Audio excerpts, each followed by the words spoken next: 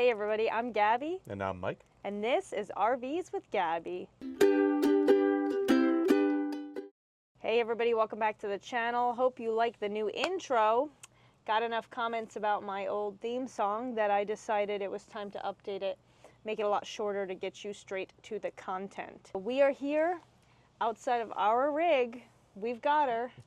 Still haven't come up with a name for her. We bounced a bunch of ideas back and forth. I ended up saying Toad the trailer. I don't know if I love that one.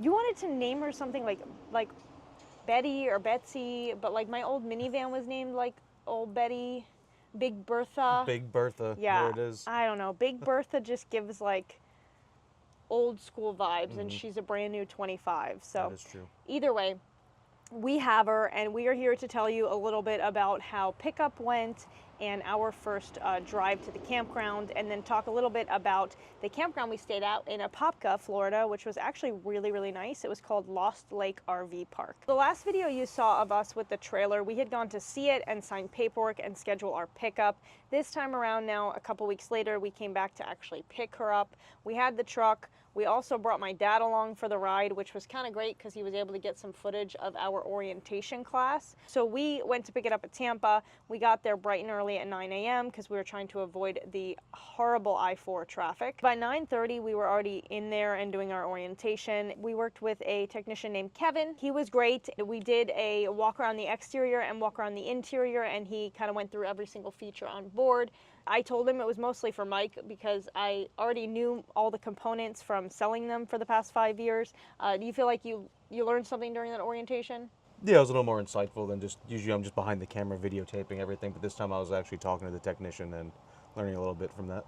Definitely felt different for me, being that it was our camper, right? So funny enough, one of the things that I did and I messed up was there has been some plumbing issues with Jayco's. And a couple of people commented about it, but I know from my experience with my customers that some of them are having issues with like leaks in the shower. So one of the things I asked him to do while we were going through the interior was, can you please run the shower while we're walking around the interior, and then we can check if there's any leaks. He put the head of the hose on the floor, and then we didn't close the curtain. And as we walked through the bathroom, like when we left it, I was like, we should have probably closed that curtain, but it's no big deal. Came back 5 minutes later, it had flipped and tilted towards the exterior. So whether or not the shower was leaking, I wouldn't know because it was pouring water onto the floor. So it went onto the bathroom floor, into the bedroom. And of course he called somebody to get towels, and we were waiting like a couple minutes, and every minute that was going by, I was like, oh my gosh, this is like getting into our new floor. It was just bad. But it is a composite flooring in this one because of the J Feather specifically is one of the few Jayco's without plywood floors because of the weight. So it's actually a thick, it's almost like a Yeti cooler. It really, if water had gotten in there, I don't know how soft it would have gotten that fast. Yeah, absolutely. But yeah, they got it wiped up, and yeah, needless to say, I don't know if the shower leaked or not because we never got to experience that. But it was overall a really good experience. We then had to wait for them to install the weight distribution hitch, right? We ended up with the equalizer, by the way. I think at the end of the last video, I had talked about Blue Ox. Then was the fun part. Then was driving home on I-4.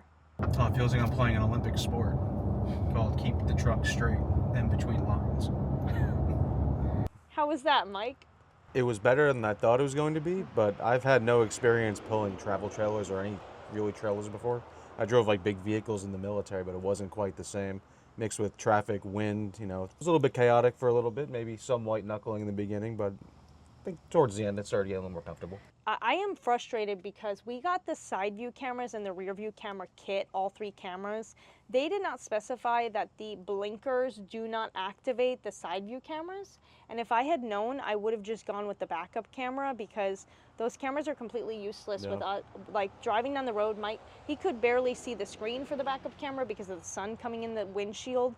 But I mean, every time he had to, like, you merged, you were just looking at the mirrors. Yeah, just mirrors. Yeah, the old school way. So if you were looking at buying a travel trailer and you're watching this video, ask if it's going to attach the actual blinker to the camera. I could have sworn that they do this on the Jayco J Feather. Maybe they got rid of it and it's only in the White Hawk and up. Maybe they only have it in the Eagles now. but I could have sworn it was like, okay, when you set it up, when you turn your blinker on, that camera becomes live. And they were like, yeah, no, it doesn't do that. I was like, well, that stinks. Yeah. Right behind Mike, we did pick up the bug screens because we had forgotten about those right before we left the store. So we picked them up and put them on this is the furnace, and we got one for the water heater, right? Yes. How was installing those? One of them was really easy. Then this one below it, for some reason, the same exact thing. I just had some little technical difficulties. It has a little tool, and actually you can go watch shorts on YouTube of this. It's really cool. I saw somebody do it after the fact. We should have done it. But it's a little screen, and then there's this little hook with like a coil. Yeah. And basically you hook on the inside of the net, and then you use a tool that looks like a little screwdriver, but it has like a hook in it, and you hook onto the other hook and you push through one of the little wires to connect it to one of the little arms vent, inside the vent there. So yeah, now it's on, should be good. I was wondering if it would fall off on our first trip, but it did not. Our first 2 trips. We are now in Steinhatchee, Florida when we're shooting this video. We are at Pidler's RV Resort in Steinhatchee. It's great, there's nobody around. We have 4 campsites in front of us. We'll do a video next week on this campsite in particular, but there's 4 campsites in front of us and there's not a soul here. Hey everybody, just wanted to come on here and thank our sponsor, Liquefied, the absolute best RV toilet treatment in the industry. You can use our discount code RVs with Gabby for a discount on all of their product lines, so see the link down below in the description. Now, back to the video. So the trip from Tampa to Lost Lake and Apopka was, what, like 2 hours? Anyway, drove up to Lost Lake RV Park. I called the lady ahead of time to say, hey, what spot are we in? Mike was bugging out. He was white-knuckling it the entire time on I-4. We were trying to keep him calm. Listen, it's the first time, right? I haven't done it yet. Mike was joking with me about towing it. I was like, yeah, in your wildest dreams, I think I would love to stay passenger princess forever and not have to actually tow this thing. But you did an amazing job. We got to Lost Lake. He pulled up to check into the campground, and that's where we had to figure out how to back up for the first time. So my dad got out and he was trying to signal, and then we got through the gate right into the park. We had one of the first spots in the campground, so it wasn't too far in, which is nice. There was space to turn, right? There was space to pull forward so you could back up and have enough room to angle. The difficult part was me navigating him on which way to turn the truck so that the trailer would go the way that I wanted to. What I ended up doing was I just told him which way I needed the butt to move. Like I was like passenger side or driver's side. We got radios, by the way, because just in case our cell phones don't have service somewhere, we have like these cute little walkie-talkie radios.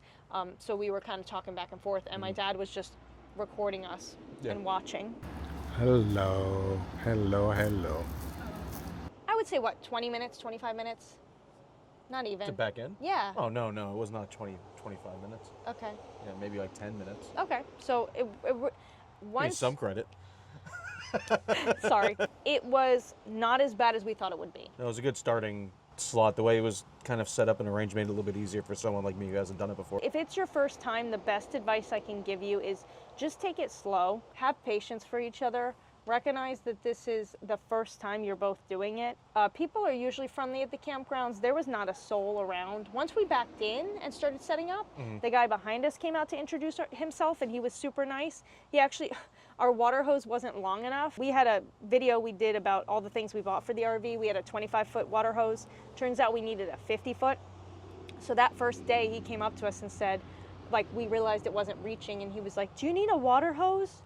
And I don't think he really wanted to give us his extra water hose, but the fact that he even offered, I was like, yeah, no, we don't need it. But, you know, we did exchange that for a 50-foot, and it worked out perfectly. But yeah, we had, we hooked up the sewer pretty good. We hooked up the water, and then we got our electrical surge protector and everything installed. I would say like within an hour, everything was done, set up, leveled. Yeah, we were doing multiple things kind of at the same time too, which made it nice. Yeah. And your dad recorded, I think, most of it. If you are traveling on your own, that is far more kudos to you for setup and breakdown. I think with 2 people, it makes it a lot easier. So Lost Lake RV Park in Apopka. Overall, I think it was a pretty nice park. Yeah, absolutely. I agree. So when we checked in, they have Wi-Fi for you. They also give you the code to the men's and women's restrooms. They have bathrooms and they have shower stalls. I used the shower in the trailer both times that I showered when I stayed there, but you showered in it, right? Yeah, I took one shower in the facilities there, and it's pretty nice and clean. I think the women's room had about the same when I Yeah. remember going in there. There was only like one morning I saw one person showering in there. Aside from that, didn't see anybody in the bathrooms. There was a laundry room. You went through that. I went up to go take a quick video of it, but I wasn't able to get inside because I didn't have the code to get in. We'll try to review the campgrounds that we enjoy. I don't think I want to talk about campgrounds if we don't have a good experience, just because I don't want to be that channel that's super negative. But if it's a great experience, maybe we'll give you a little review of the campground and maybe what we paid for how long we stayed. Yeah, I think yeah. that would be good. Comment down below if you'd like to know that information. We're going to try to put out some short videos as well, some tips and tricks. Lost Lake RV Park is great. For 4 years, I told customers that they could go try that as their maiden voyage, right? Their shakedown trip. And so staying there for 2 weeks, even though we took turns and we stayed at our house sometimes and we stayed at the campground sometimes, I think overall it's a very nice, very quiet park. There's a lot of people that stay there seasonally or stay there full time. Yeah. If you are like a snowbird and you want a place to stay in Central Florida that's a little off the beaten path and a little less expensive, I definitely would recommend Lost Lake RV Park. They have a pool. It's fairly clean. We went swimming. I only went swimming one day. Mike wasn't even with me that day. Yeah, overall, really, really nice campground. Quiet hours. Nobody was really... No, you never heard much of anything. Yeah. Another great benefit of that was the fact that it's 30 minutes away from the park, so people that do come down and want to stay in Orlando or the Orlando area but have their RV, it's only 25, 30 minutes away from Disney. Yeah, I'm sure it beats the price of Fort Wilderness, even though Fort Wilderness is amazing and the convenience is definitely there. If you're looking to save a couple of bucks so you can spend that extra money on, I don't know, churros or a Dole Whip or something, then you can do that. The last thing I do want to say is that the moving from the house to the trailer was a lot. Give yourself a date, be reasonable about how much work it's gonna be, because we also set our house up for Airbnb while we're gone, and that was a lot of work to get the beds ready and paint the rooms and make everything look nice, and even down to like the light bulbs matching. We walked out and almost all the light bulbs are 5,000 K, and then the one set in the kitchen's just a little bit different. is yellow, so hopefully nobody really hates us for that. But you know, we had a storage unit that was really full by the time we were done. I don't even think we got a video of the storage unit because it was just chaos towards the end. We were just, you know, fumbling to get everything done and get everything in the camper and get going. So we'll talk about that in our next video, a little bit more about organizing and getting ready and heading out for our first trip, our first leg of our full-time journey. And that's all we have for this video. By the way, our merch store is now live. Thank you so much to Chad's Airstream review, or Chad's RV review. I just got off the phone with him a couple weeks ago and he said, here's the company we use for our merch store. It was very quick to get set up. So if you go to the link in our bio on our YouTube page, you will be able to find that merch link. We might even put it in the description now moving forward. But if you're looking for RVs with Gabby shirts, hats, sweatshirts, coffee mugs, things like that, it is now live, and we thank you for your support. Also, guys, we'd like to thank you so much. The past couple of weeks to a month, we've been seeing a lot of growth in our channel, seeing a lot more views, a lot more participation in the comment section. So every little bit helps us with this journey. So thanks a lot. We appreciate the support. Till next time, happy camping.